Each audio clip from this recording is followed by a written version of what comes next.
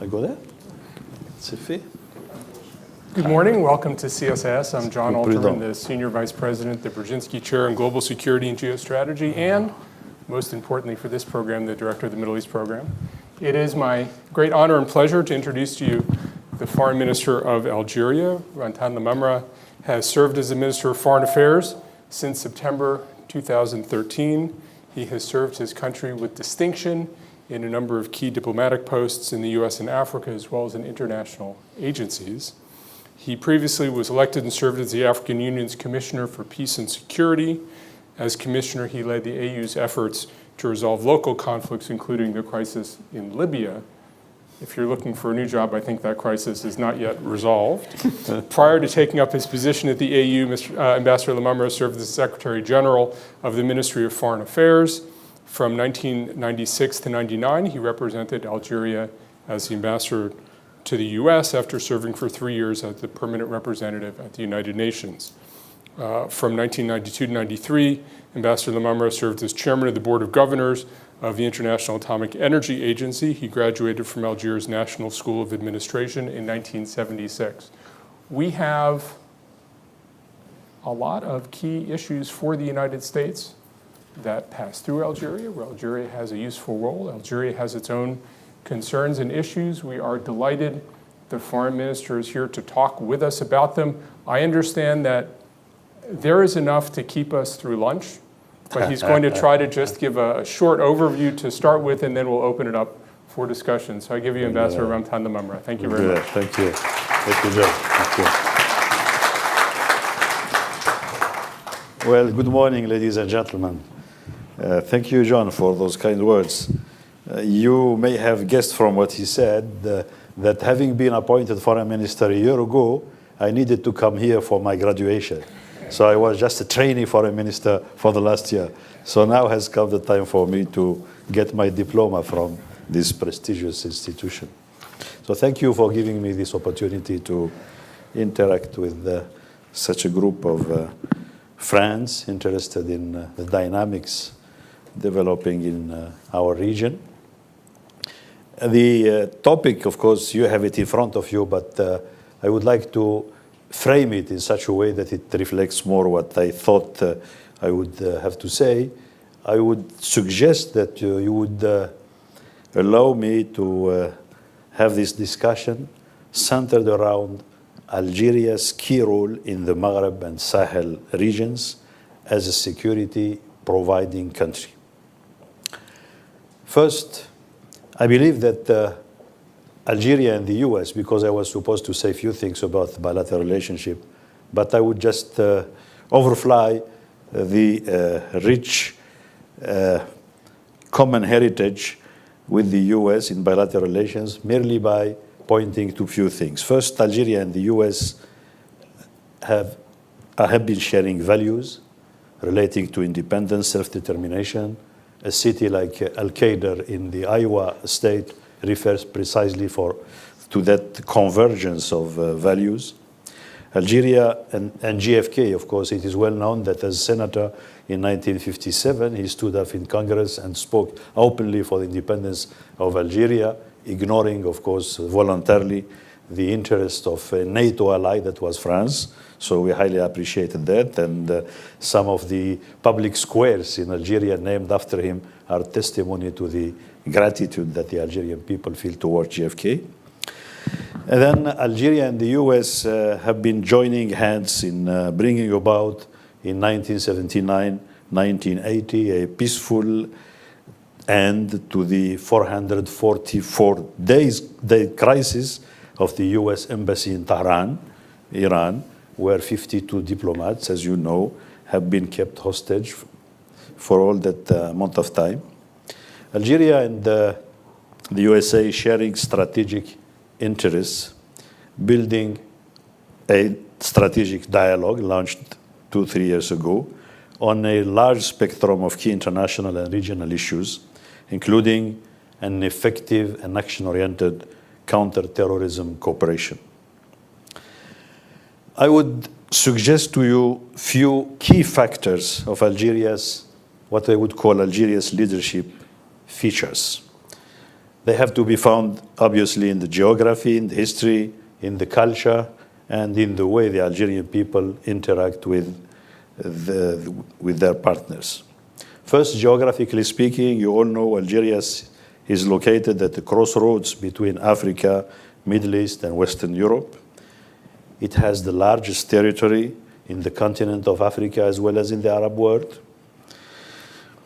It's a country of 38 million inhabitants, which is endowed with huge and diverse energy, mineral, and other natural resources.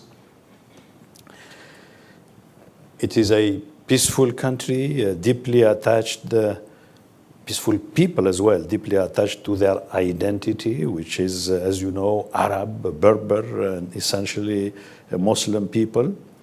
And I believe for having paid a high ransom to reach independence, it is not only peaceful, but it is also a moderate nation which follows moderate Sunni Islamic teaching.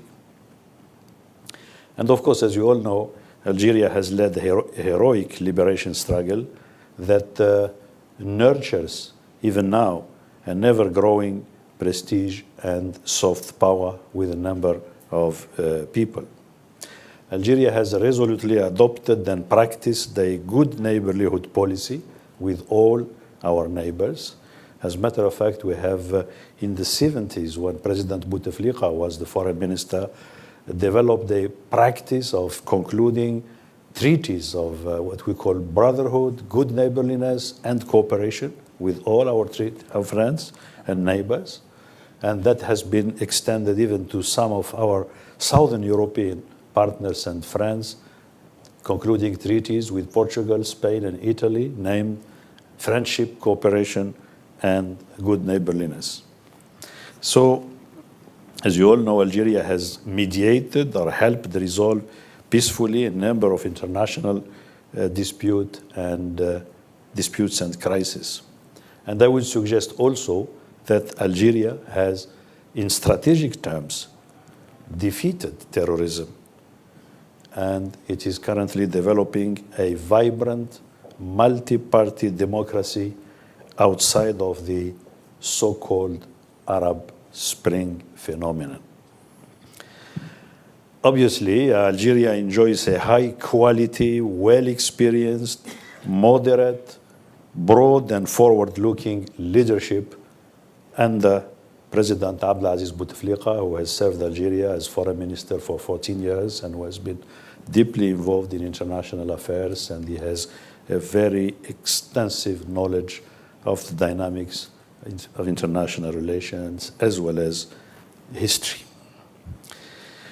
Algeria in the Sahel first. Algeria is a Sahelian nation indeed. Not only we share with Mali and Niger borders which amounts to 2,500 kilometers, but our own national territory is partly a Sahelian territory. We did practice, and we continue to do so, a policy of zero bilateral problems with our Sahelian fellow African countries. Our relations with all our Sahelian neighbors are just excellent. We share with them similar hardships. We acknowledge closeness of the people through the borders, including nomadic populations of the same ethnic and cultural backgrounds. Algeria does display effective solidarity in the face of drought, famine, insecurity, organized crime, terrorism that affect those neighboring countries. We do practice, or we do abide by a principle of non-interference and non-intervention in internal affairs of our neighboring countries. And obviously, the principle does not and cannot translate into some sort of indifference to abnormal and threatening challenges developing here and there in our immediate neighborhood. Algeria as a key regional actor in the Sahel.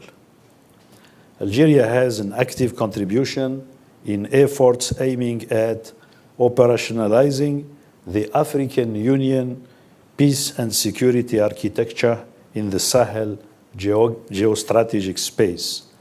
It is called the Nouakchott process. It involves political, military, intelligence, economic, and environmental components. Algeria has been a leading partner in building the Nouakchott process, and Nouakchott process, we believe, is very promising in terms of empowering the regional countries to take fully charge of the requirements of their security. Algeria currently is the lead mediator within a mega mediation on peace in Mali. The process is currently underway in Algiers.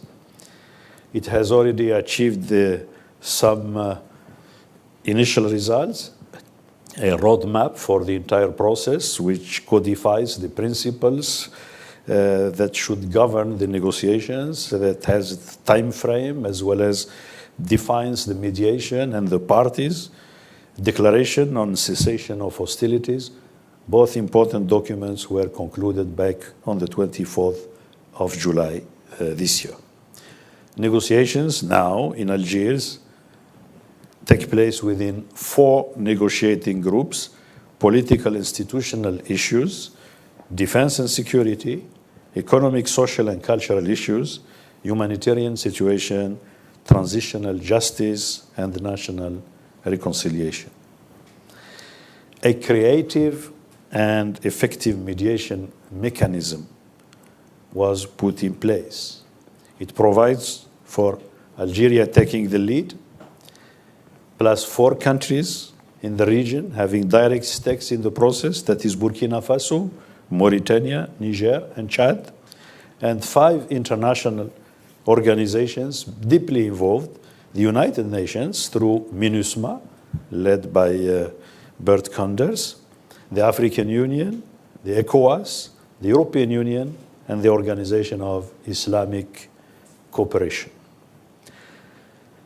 As it stands, there is no room for forum shopping, maneuvering room left to some potential spoilers. As you can imagine, there are some who are well known and others who can be tempted in the course of events to resort to some delaying tactics.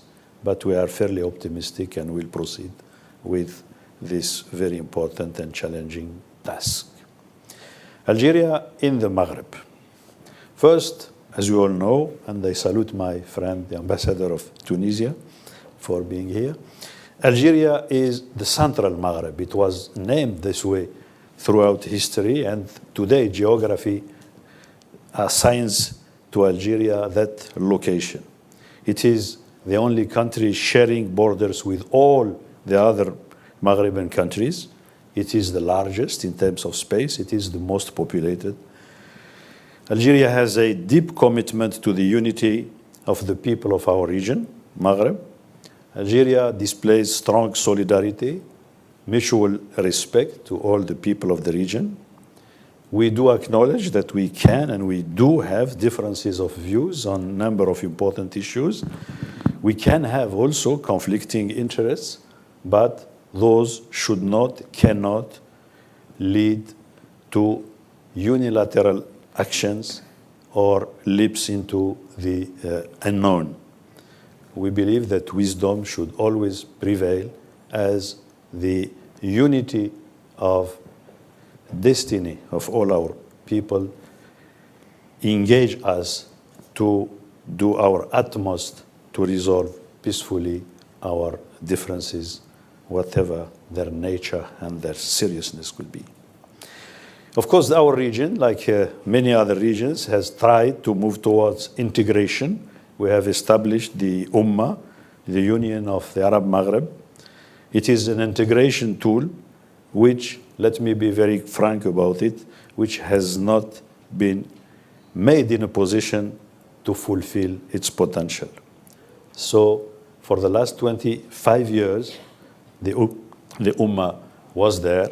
A big number of agreements, sectoral integration documents have been concluded, but very few things have actually materialized on the ground or changed the lives of the people in the region. One of the reasons, perhaps, of this, not necessarily the first or the one that has a direct bearing on the situation, is the conflict in the Western Sahara. This is a conflict that may be forgotten to some, but it's a highly sensitive issue of principle to others. It's also a test for the UN credibility, and when we say UN, it includes those who are making decisions in the UN, the 5 permanent members, and the Security Council as a whole. Test of credibility vis-à-vis the UN own decolonization doctrine and human rights creed. As far as Algeria is concerned, it is well known that we have been supporting the right of self-determination for the Sahrawi people since the times when the territory was under Spanish rule. We have not changed our position on that. It's a position of principle. And also, from the humanitarian point of view, Algeria is a host to over 165,000 Sahrawi refugees. As you know, many distinguished US statesmen, diplomats have been called to help and to lead the UN process, including James Baker. And today, Ambassador Christopher Ross is the personal envoy of the UN Secretary General, and he enjoys strong support on the part of my country. Tunisia will be completing political transition within the next few months before the end of the year. Algeria displays a very strong and brotherly solidarity with Tunisia. The elections, the parliamentary election due to take place during the last part of the month of October, and the presidential election a month later. Algeria has been working very closely with the transitional government, supporting its economic and financial program, and also cooperating very closely with the Tunisian authorities in the implementation of their counterterrorism and security plan of action, including border control. With Mauritania, Algeria enjoys an excellent level of friendship, cooperation, mutual confidence, and trust. Libya is very, very close to the Algerian people. You may know that the Senussi dynasty, which founded modern Libya and ruled the country until 1969, when it was overthrown by Gaddafi, that dynasty went to Libya from Algeria, from Mostaghanem in the western part of Algeria. So they still have their roots in Algeria. We are not pleading for restoration of monarchy as part of the solution, but it's worthwhile knowing that Algeria has vested interest in the political future of our sisterly Libya. There are tremendous challenges and problems ahead of the Libyan brotherly people. I would say that Libya does not qualify to be called a failed country. It's a country with tremendous problems, but certainly not a failed country. It has vibrant actors. It has big potential to recover, and we believe that it's worthwhile believing and working hard to help the Libyans fulfill their God-given potential. The Libyan problem should be resolved by the Libyans themselves, obviously. within an all-inclusive national dialogue. All-inclusive means necessarily excluding few, and I would refer to the groups, the persons who are well known to be part of international terror groups. The objective, the purpose of such dialogue should be a genuine national reconciliation and constitutional making process which would lead to ending peacefully and democratically the transition. It is possible. We need to be working hard to achieve just that.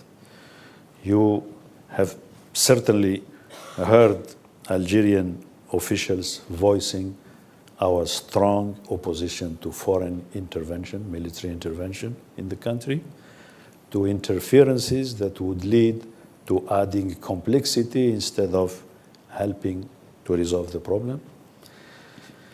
We do know that the problems are intertwined, they are complex, but with people aspiring to frame a common future, the way they have successfully led their fight to put an end to the Gaddafi regime, we believe that that is possible. Today, as we look at the situation, there are a number of key issues affecting Libya.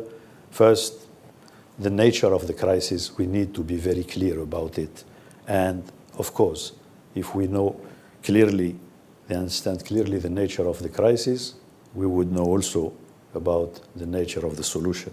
For us, it's an internal issue with international dimensions, obviously.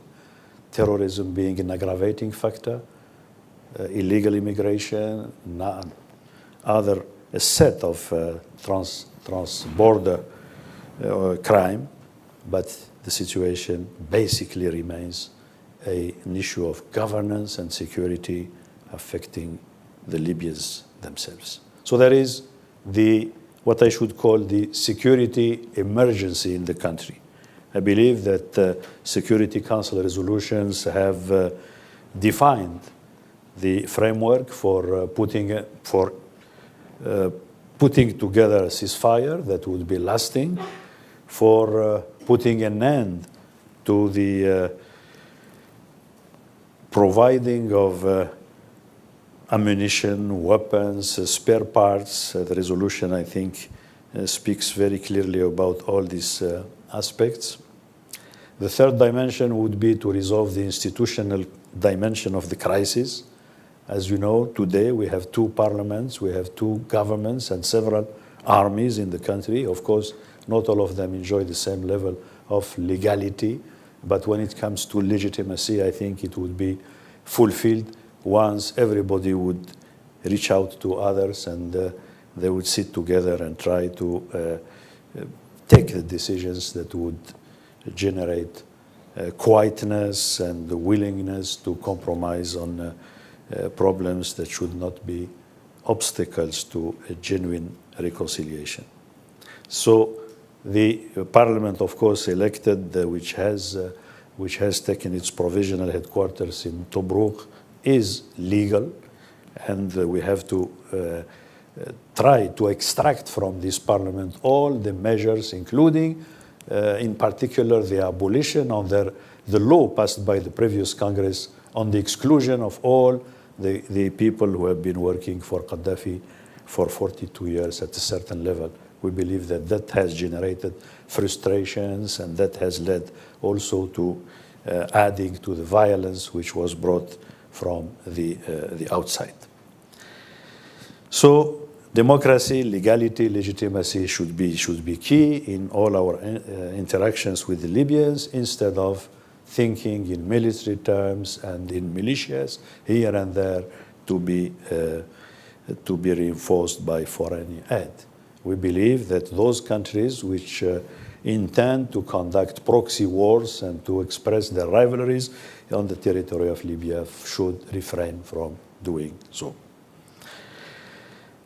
Algeria has been requested by a number of key personalities and entities in Libya to offer its good offices and to host some initial phase of a national dialogue. And as you know, Algeria, together with all the countries which share borders with Libya, that is Egypt, Sudan, Chad, Niger, Tunisia, and Algeria itself, we have established a group of the neighboring countries in the month of May this year. It has had 4 ministerial meetings up to now, and it has developed a plan of action to help and to assist the Libyans to bring about peace and stability and security for their countries. So, for their country. So the group of friends of Libya, but of neighbors of Libya, because we are more than friends, believes that it should be an integral part of all international efforts aiming at helping the Libyans to surmount the current crisis. There is a need, indeed, for harmonizing national, regional, international peacemaking initiatives as far as Libya is concerned.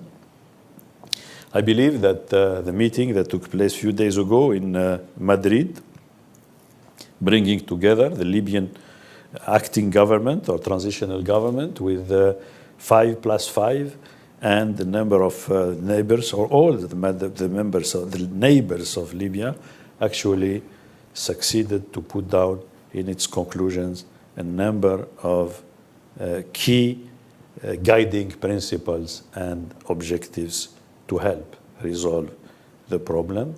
As you know, within a few days, there will be in New York another meeting bringing together a set of very influential states, let's put it this way, in addition to the neighbors, the influential being those who have also some direct or indirect contributions in the status quo. So that would be very important, and it will be chaired by John Kerry.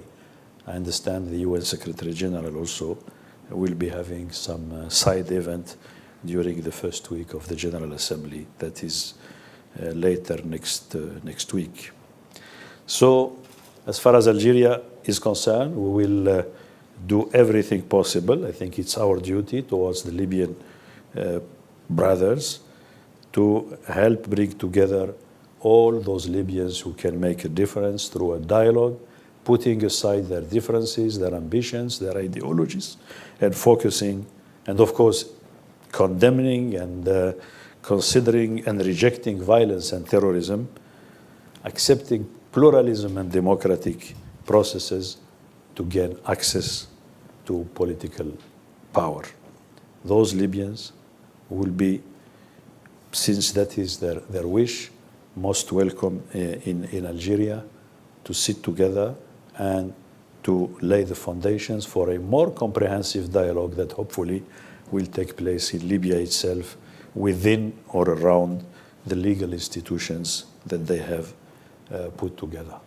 We believe that the key to this process would be sharing power, sharing wealth among all Libyans, and obviously providing immediately security to all. That should be the agenda of the day for Libya, for the international community, and it is certainly high on the agenda of the Algerian diplomatic effort. I thank you for your kind attention.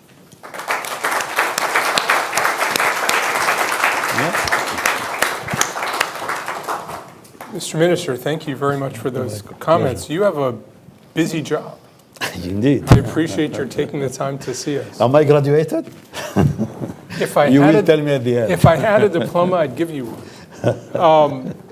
I want to open it up to questions. As I recognize people, I'd be grateful if you would identify yourself. If you would ask only one question until we've had a chance to go around, and if you would genuinely ask a question rather than making a statement and saying to the minister, what do you think of my statement? Because that is really my pet peeve. Let me start, if I may. I'm John Alterman. I run the Middle East program here. You mentioned in passing the relationship with Morocco. which I think from a U.S. perspective, it's frustrating that it's not been better. Foreign ministers, in my experience, are trained to be optimists. So if you would tell us what is actually going well in this relationship, the Moroccan-Algerian relationship that people in Washington don't know enough about. Where's the good news in that relationship? We are the same people. The Algerian and Moroccan people are the same. They share everything. And I believe that they are mature enough to know that differences are there and they can be resolved peacefully in a civilized way. There are a number of plans of action, resolutions which have been put together, and there should be at a certain point be implemented. But I don't think that it would be fair to encourage the vision of bilateral problem, of inability of two neighboring countries that are there, that have been together for ages, to live together or to develop a shared vision of the future. I think there is a difference on a very important aspect of international relations. It's a legal issue, it's a moral issue, it's also a strategic issue. It affects security in the region. And whether, if you want to be realistic, I think it also affects the prospects for integration in our region. Now, if you ask me whether there are solutions to that, and I think that is the optimistic part in the work of the foreign ministry, I would tell you no problem cannot find a solution provided that the required political will is made available by key actors. And on this one, obviously, the leadership of the Polisario Front, the Sahrawi movement, which is standing and leading the struggle for self-determination, have shown that they believe that there is a need to sit together and to look at the future and to be guided, of course, by international law, the principles of the United Nations. But we don't believe that everything has to be frozen until such a time when the much needed and the much awaited solution to the Western Sahara issue happens on the ground. We could revive the Maghreb Union.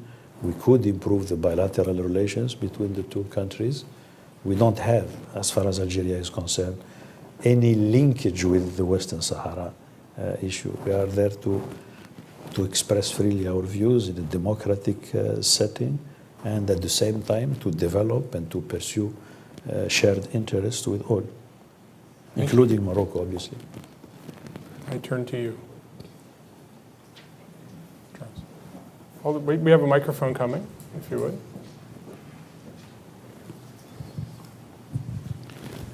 My name is Charles Dahan. I'm from Morocco.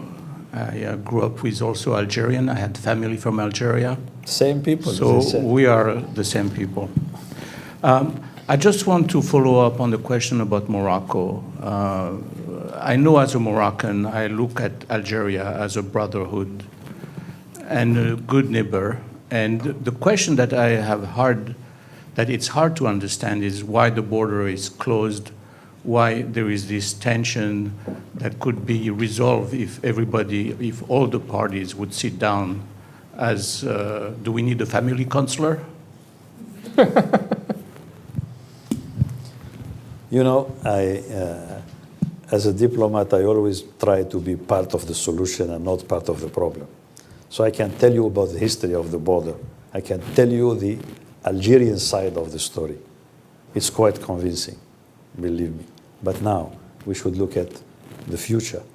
And we can say that the two governments at a certain point, not long ago, have decided to discuss systematically a number of problems whose solution would lead to the opening of the ground border, because we are talking about ground border. Others are open. I mean, the trade between Algeria and Morocco, by the way, is higher than the trade by Morocco with most of the African countries. So the trade is going on.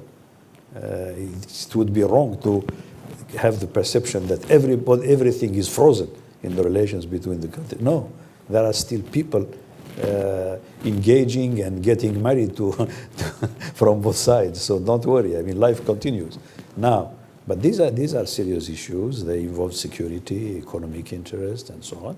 And we believe that if the technical working groups which the two governments have established were allowed to work, to complete their work, and to make recommendations, and if, of course, those recommendations were accepted by both governments, there would have been a solution to the border situation. So it's not something that is to remain closed forever, but I would not also be telling you the truth if I tell you that I can see an immediate prospect for that, because the work has not been completed. Question here.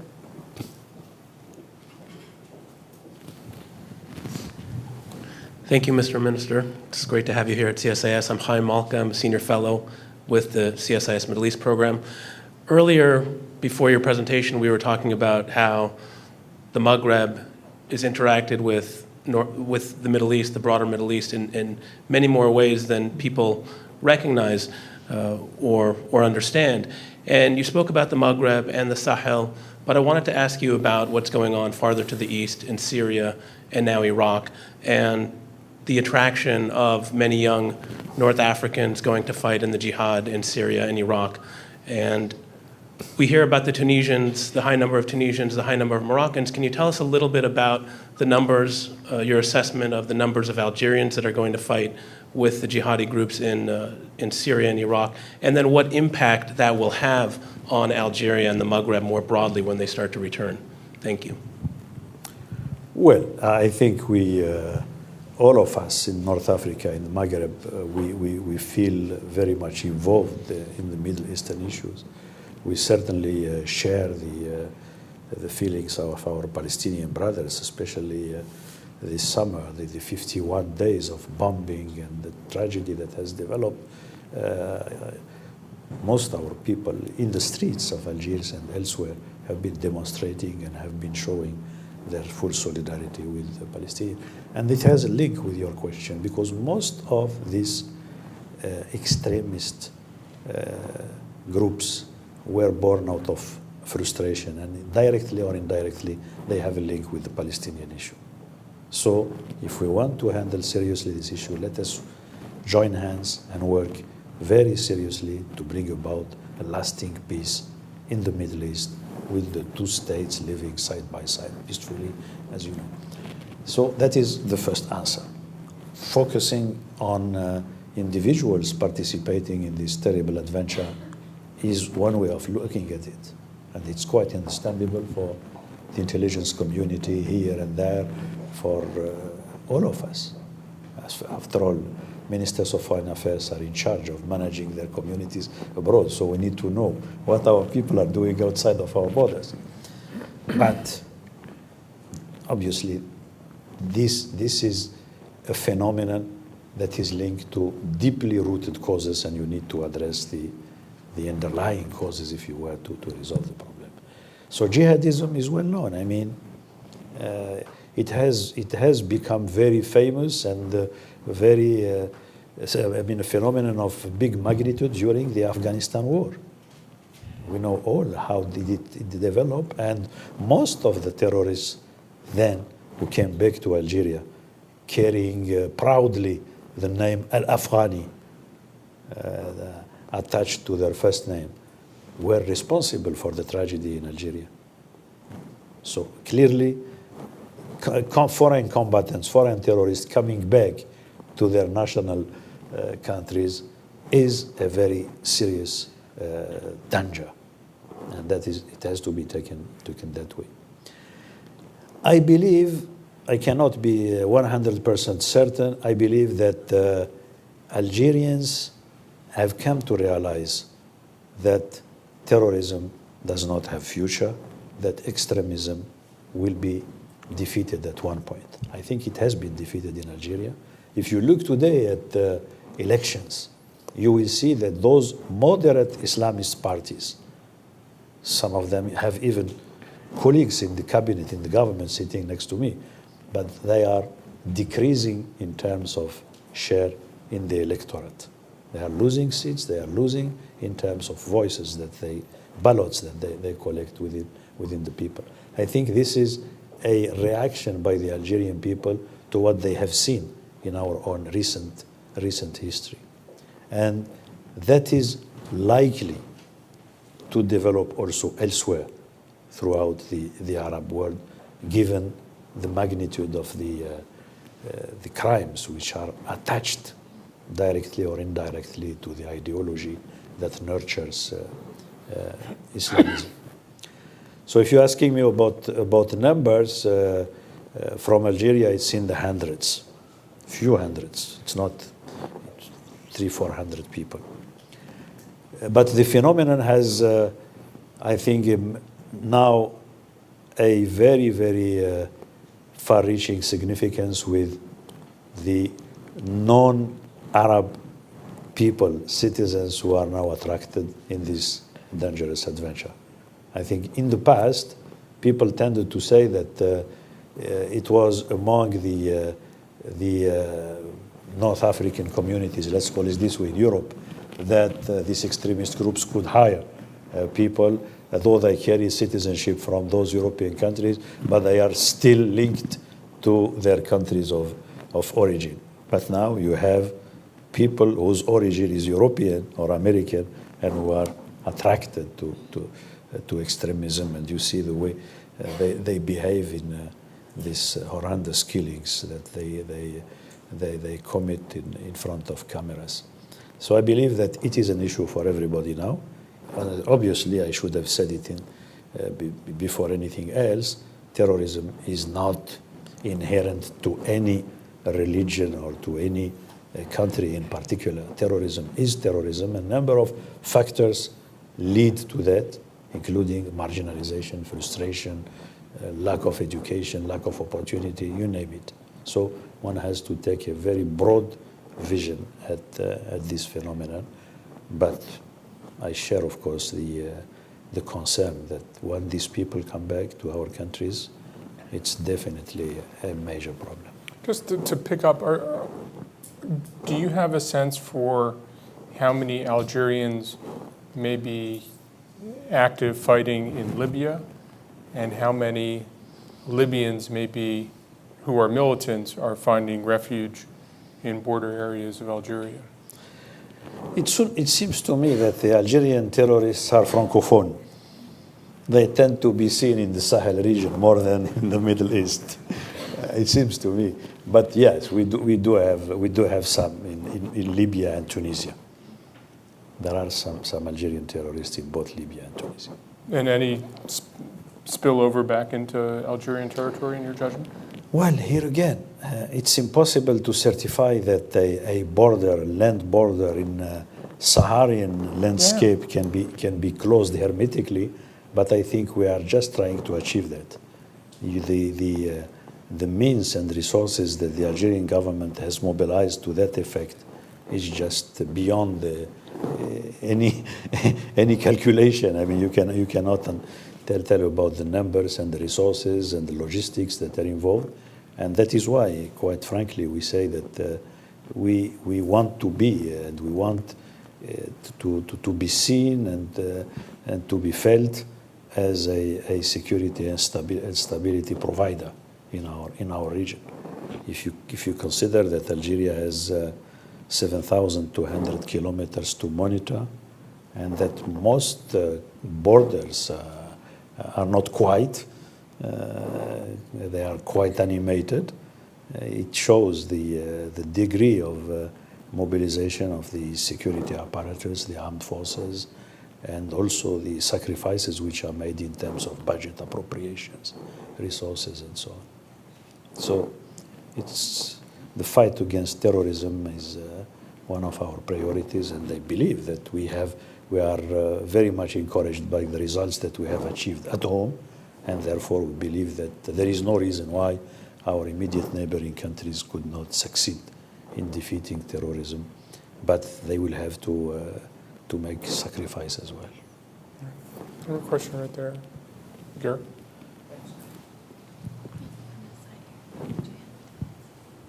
Thank you. Mr. Minister, welcome back to Washington. It's nice to have you here again. John, thank you to CSIS for hosting this. My name is Gare Smith. I'm with the law firm Foley Hoag, and I previously, under the Clinton administration, served at the State Department.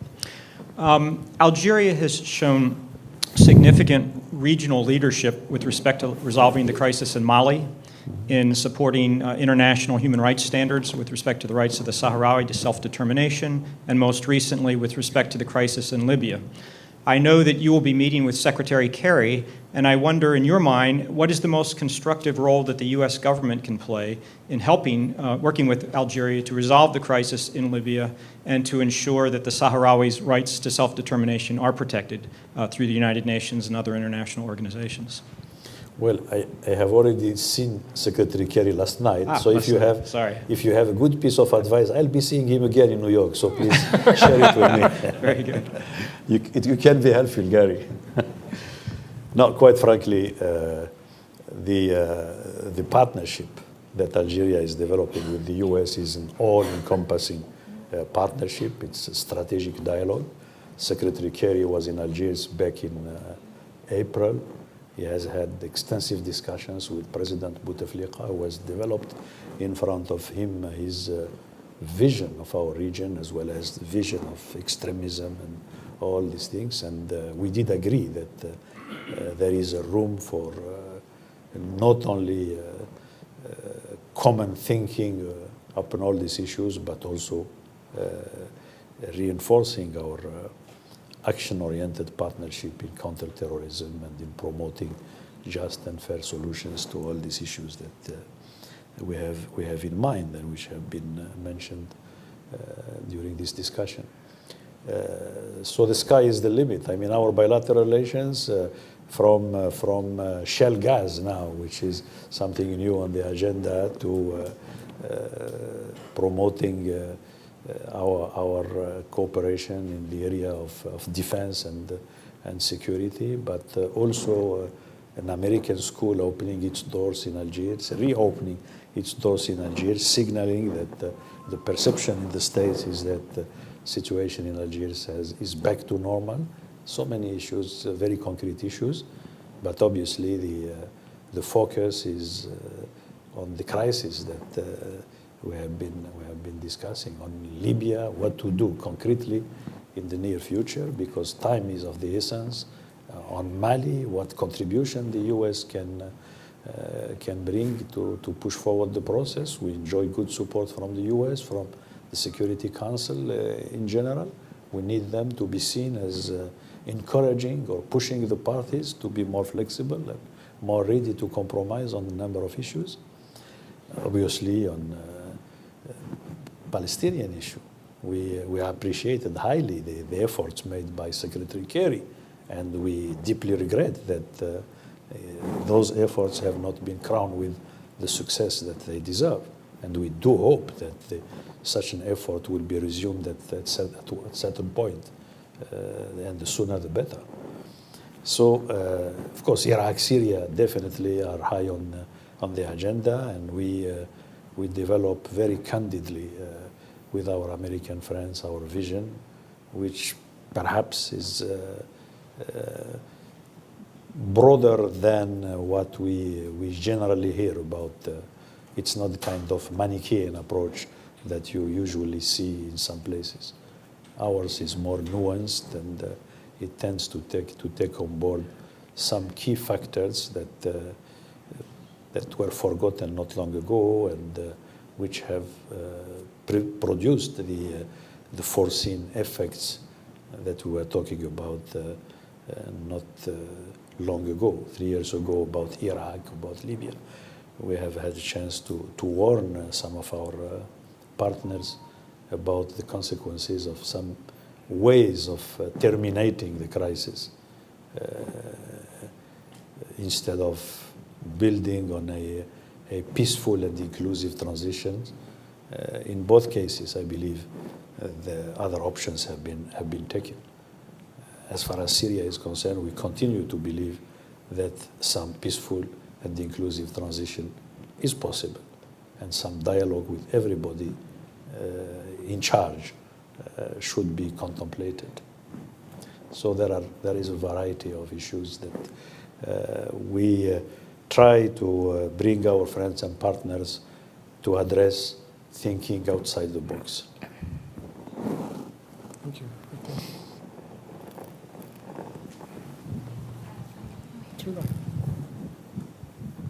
Amal Mudallali, it's very good to see you in Washington, Your Excellency. My question is to follow up on the last question on Syria. The Congress yesterday approved helping and equipping the rebels in Syria, and the President announced a strategy to defeat ISIS or ISIL. I was wondering what you think of that strategy.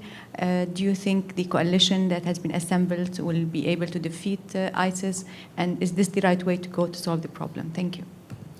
Well, as far as the so-called ISIS, I believe that the coalition, the Iraqi government seeking the support of a coalition, and the regional countries also playing an active role alongside the US and others, can be considered as quite natural, given the magnitude of the threat and the emergency of some of the measures that need to be applied to stop the overwhelming move of the military units of ISIS towards some strategic places in Iraq. So I don't think that no one would question the timeliness or the necessity of a measure of military use, because without such a level of military use, the situation can get out of hands. Now, whether that would be enough to defeat ISIS is another question. And I tend to believe that it needs to be supported by a more comprehensive set of measures. Other steps need to be taken. They can be moral, religious in nature. I think our clerics have a role to play, moderate clerics to help. I think some governance-related issues in both countries should also be addressed very seriously. Again, majority is legally entitled to implement policies, but I think legitimacy requires also to listen to the minority, especially when you get out of a crisis, when you live in a situation in which democratic pluralism has not yet taken roots. So I believe that it's important to satisfy some of the legitimate aspirations and requirements of the minorities in the countries that you mentioned. As a longtime partner of the United States, you've talked about Algeria's role as a mediator in a number of conflicts. What advice would you give the Obama administration, which has been criticized by people here for not knowing how to build coalitions, not knowing how to lead, being out of position? You are in the region, you are in the midst of all these conflicts. Here you are in Washington. What does the administration need to do? How does it need to focus? How does it build this coalition to deal with the ideology, to deal with the governance? I think they sort of know the headings, but as a friend, what would your advice be for here's how to lead? I think the advice has always been to listen to us, and I think that has started to happen. We are being listened to, so that's promising. And I'm listening.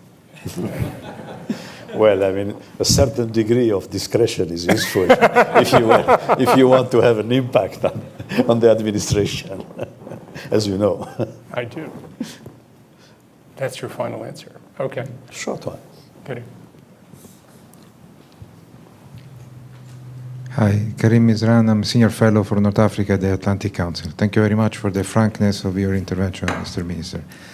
My question in particular regards what is going to happen and what your position will be now in the next meeting that you said is going to happen in New York regarding Libya. We know that the House of Representatives have defined the Operation Fajr, the Operation Dawn in Libya as terrorists and as enemies of the state. Are you going to advocate a position that, on the other hand, forces or pushes the House of Representatives in Libya and the international community to include in the negotiations the authorities in Tripoli, the Operation Dawn or the Misrati into a future negotiation. And second, you have taken a strong position regarding foreign intervention. Now we have seen this continuous bombing by strange airplanes against Fajr Libya positions. The Americans say that it's come from the Emirates planes and coming from Egyptian bases. What is your position in that case? How strong will you advocate the non-intervention into the country? Thank you very much. On the last portion of your question, I would be very surprised if those countries involved in the bombing would not find their place around the table next week in New York.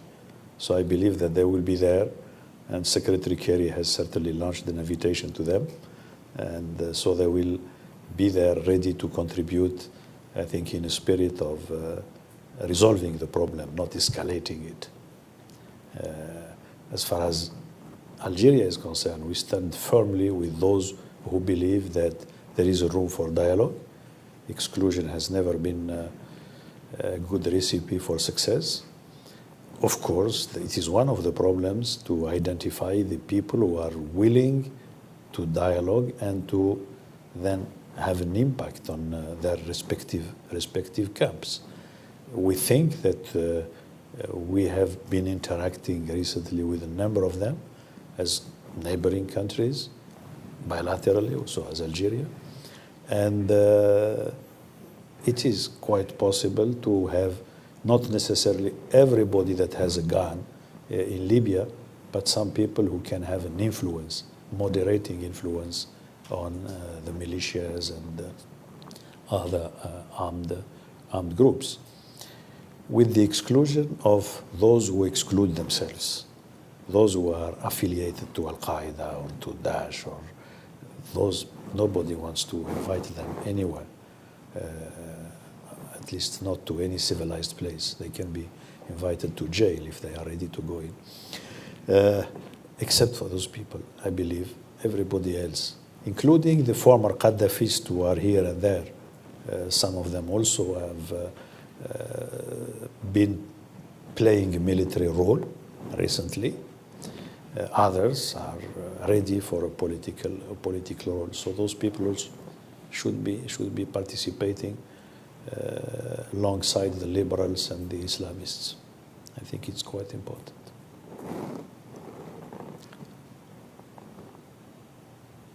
Final question for the minister. I think we're all just in awe of the variety of things you have on your plate. And maybe this is just sympathy saying you should get a rest, because next week is going to be brutal. You've told us about all the meetings, and you told us everybody's going to be listening, which is a nice change, which means you have to think about what you're going to say. Thank you very much for coming and spending time to visit us. Thank you. We hope to see you back. It will be my pleasure. And we hope to talk about some successes you've had in the last year. Thank you very much. Thank you. Thank you.